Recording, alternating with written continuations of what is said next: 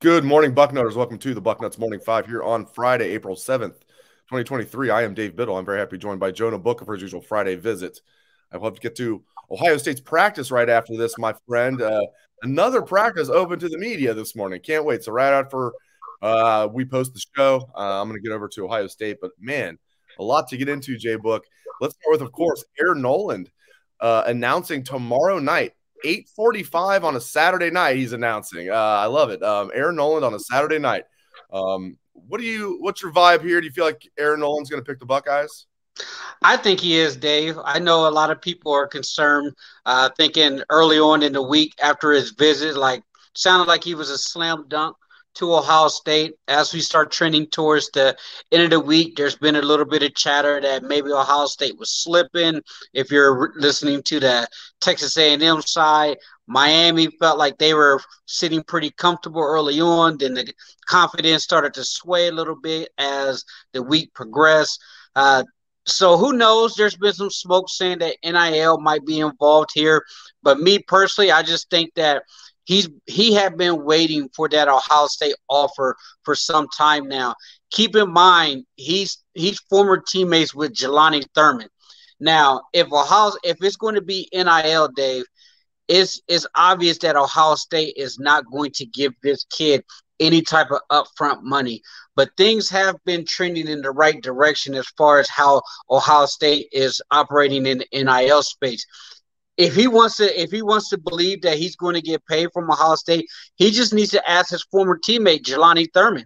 I mean, the very single day that he stepped on campus, he inked the deal. So him and probably about 9-10 of those freshmen, all of those guys were paid as soon as they stepped on the campus. The other guys, as soon as they step on the campus, they're going to be taken care of. So Ohio State, they're doing everything they can.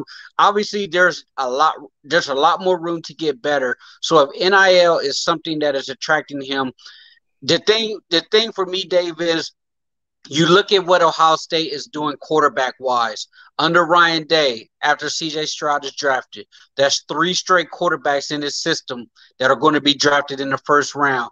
There is not another program in the country who is going to be able to provide this kid with the amount of 5-star high-end wide receivers that he's going to be able to play with at Ohio State. So if you're Air Noland and you're his family, you have to look at it as a business decision. Do I want to go somewhere where I know I'm going to get developed? I'm going to play with the best wide receivers in all of college football. And on top of that, once I step foot on campus, I may not make as much money that Texas A&M or Miami is offering, but I will have something in my pocket to where I'm going to be sitting comfortable as a college student who's already getting his school, room and board, meals all paid for. We've come a long way as Buckeye fans from Mike Tomczak is the best NFL quarterback to come through Ohio State to quarterback you maybe at least. Yeah, maybe I should wait on that. But seriously, as you mentioned, it's been one after another, and and that pipeline is going to continue. And one thing I really feel good about the Air Noland announcement tomorrow night is Bill Kurelic has said on our site the last few days that he feels good about it. If Bill Kurelic, if the dean feels good, I feel good. That's the whole thing. If mom ain't happy, ain't nobody happy. If the dean's happy, I'm happy. Now, you never know. Dean just said I feel good about it. He does, he doesn't go any further than that. We don't know what's going to happen, but Bill, I feel good. Yeah, Bill was saying he felt good. On Thursday afternoon, he started to hedge a little bit, saying that this may be a game time decision. But from what I'm hearing, there's a lot of smoke and chatter out there that this kid was already a silent commit to Ohio State. Now, how true that is, that's to be determined. But there's been a lot of chatter, in the social media world that this kid has already been a silent, and he's told other commits at Ohio State that he's going to be part of the class. So if he is, great. If not, wish him well. Here's one thing I will say before we move on, Dave. I will never have to worry about the quarterback position under Ryan Day. You look at it, Dave. He's going to be able to get him a quarterback, and whoever he's get, they will perform at a high level. The way the transfer portal is open today, if Ohio State is in dire need of an elite level quarterback, there is no doubt in my mind, if push comes to shove, they'll be able to get somebody in the transfer portal. I have my worries about other positions on the team, but quarterback is the last position that I will worry about under Ryan Day. Well said. I'll never worry about quarterback recruiting as long as Ryan Day's here. I'll never worry about wide receiver recruiting as long as Brian Hartline's here. That's true. Ryan Day takes over the program. He's looking at Tate Martell and Matthew Baldwin as his quarterback, and he's like, Justin Fields, can you want to like? And he's like, yeah, like okay, let's do this. Yep. Thank God, right? Because I loved Urban, but I think if Urban stuck around, I think Tate Martell might have been QB1 in 2019. He would have. Oh man. Oh, yeah. All right. So we'll see tomorrow night. We feel it coming in the air tomorrow night. Phil Collins. All right. We'll find out. Air Noland, 8:45 p.m. Eastern tomorrow night. We'll make his announcement. We'll see if he's a Buckeye. We'll keep you locked to it. Bill Kurlick will be all over it. All right. Now, listen, even if they get Air Noland tomorrow, it's like, dude, what's going on with defensive recruiting? They have one defensive recruit, and it's Kate Stover's cousin. Like, right. 10 recruits in the class if they get Air Noland, and they have one defensive recruit. Look, hopefully in the end it works out. Is this a product of some of these guys are in on or just waiting a while? Is this a product of Buckeyes have a defensive coordinator who doesn't really recruit much? Combination of factors. Get into defensive recruiting, please. Yeah, I think it's a combination of factors right now. I mean, if you're looking at the defensive side of football, yes, you definitely want to see more of a progress right now. I do feel really good about Bryce West from Glenville, Aaron Scott from down there, your neck of the woods. Getting those two guys as your elite corners. Zeb Brown out of California, he's going to be looking to take his second visit to Ohio State pretty soon. He was on campus with the South Florida Express, which is weird, having a California kid traveling with South Florida Express. We all know how South Florida Express feels about Ohio State.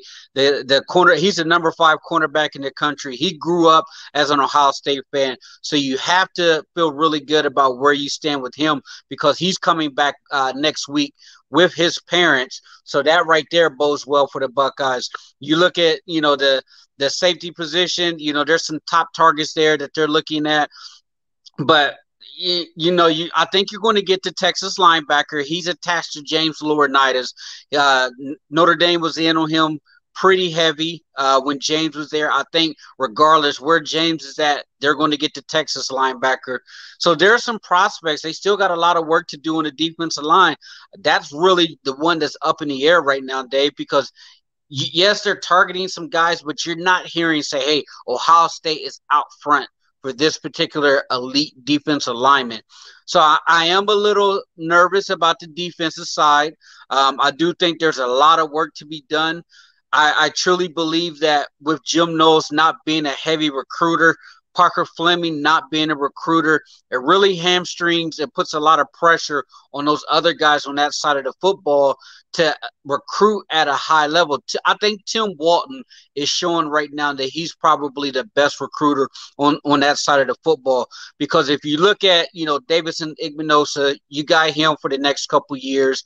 Jermaine Matthews, he's going to be a stud. You got Calvin Simpson-Hunt coming in. So you look at those 3 guys in the last cycle. I think they're probably going to take 4 cornerbacks this particular cycle, and I think they're going to be 4 really good guys. So if you look at those 6, 7 guys over the last 2 cycles, you're all of a sudden looking at the cornerback room and saying, is it back to being BI level, best in America as far as the cornerback position? So I feel good that where the cornerback position is trending. I think they're going to get some guys at the safety position that they really value. Now, linebacker, I mean, it's a tough sell, Dave. It's a tough sell at the linebacker position. Even though Tommy played outstanding last year, I think they really did a disservice to their younger guys not getting them reps last year. There was no reason why C.J. Hicks and Gabe Powers didn't get any reps at the linebacker position. When you're up 40 points against Iowa, Tommy shouldn't be in there. And a lot of people look at this team, Dave, and say, hey, why were they so beat up? Why were they, limping into the home stretch against Michigan and in the playoffs and guys were never hurt? Well, I point to it.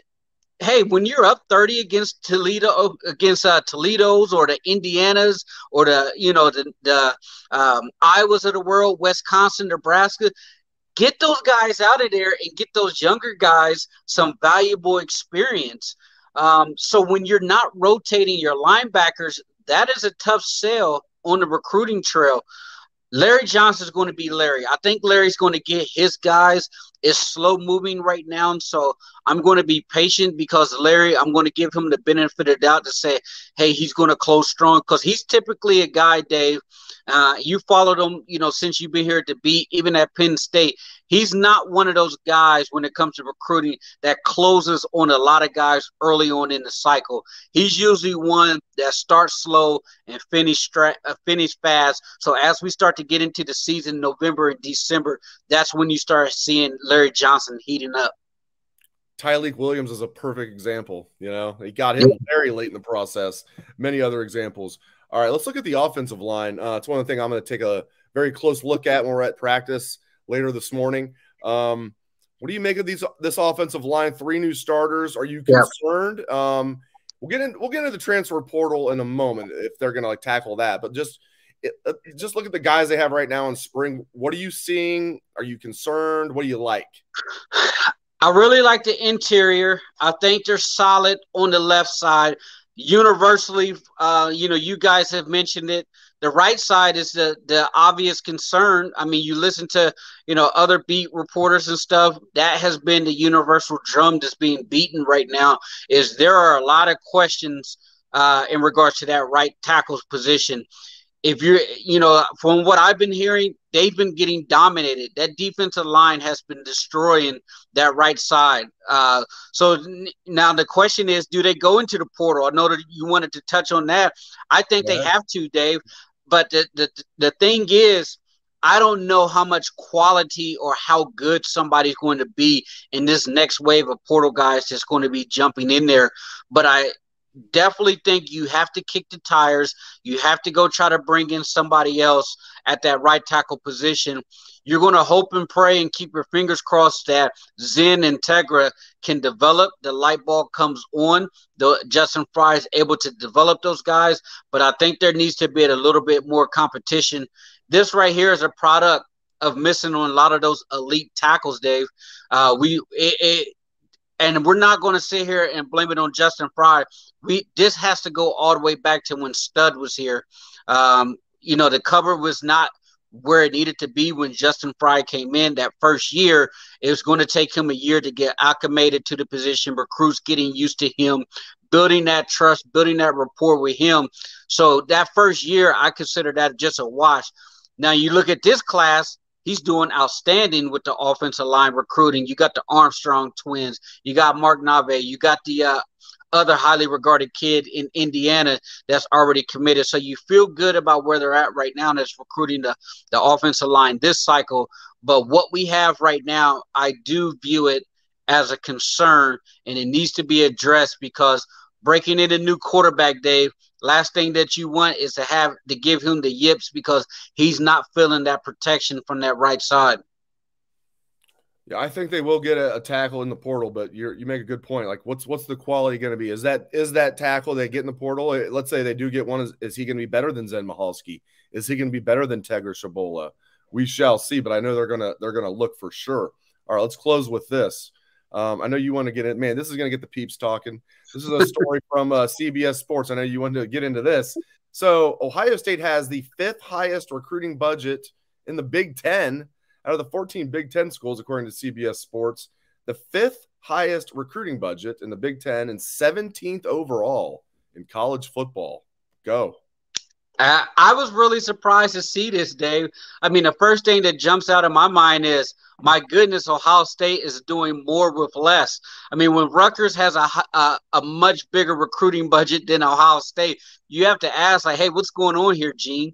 Is Gene Smith being a penny pincher here? I know the athletic department had to take out loans with the university, but I think it's a product of several things, Dave. I think the athletic department as a whole is way too big with the amount of sports and the amount of programs that they have as far as trying to fund so many Olympic sports. they're not properly funding football like they should. And secondly, Dave, I look at it like this. If Gene Smith put Ohio State on the same playing field as Alabama, as Georgia, whose Georgia's budget is like $4 million, Ohio State's like $1.2 million. How good would Ryan Day and his staff be? Because you're looking at consistent top 5 classes right now with the 5th largest recruiting budget in the Big Ten. How much better would this program be if Gene Smith and everybody looked at this behemoth of the program and said, whatever you want, whenever you want, we're going to give you every single resource to match our counterparts in the SEC, even Michigan. Michigan's budget is double compared to where Ohio State's at. So I look at it as like, hey, how much better could this program be if Gene opened up the wallet and put them on the same playing field as everybody else? But to me, I just view it as a situation. Ohio State is just operating with the mind frame that we can do more with less. And Gene's probably just like, great, we're not going to spend the money if you don't need it. Great stuff as always out of Jonah Booker. I almost don't like to leave it on that note, but great insights. I have to get to Ohio State's practice. Great stuff from JBook as always. Appreciate it, my friend. Thanks to all of you for tuning in. Hope everyone has a great day and a great Easter weekend. Go Bucks.